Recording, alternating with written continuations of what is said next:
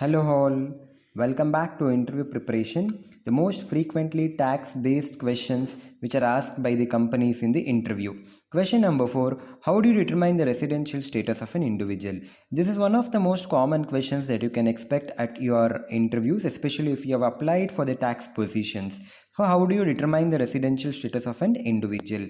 There are basically only two rules which helps us to determine the residential status of an individual, whether he is a resident or whether he is not a resident of India.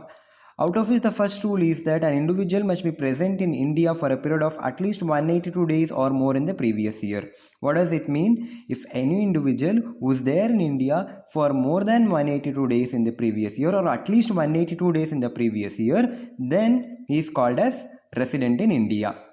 What if an individual is not staying 182 days in the previous year? Then we have to go and check the second rule. And second rule says that an individual must be present in India for a period of 60 days or more in the previous year and 365 days or more in the aggregate of 4 years preceding the previous year. So these are the two rules which helps us to determine the residential status of the individual. If he satisfies any one of the rule, then he is said to be resident in India. Thank you all. For more updates, please do follow us on Instagram and YouTube. Thank you.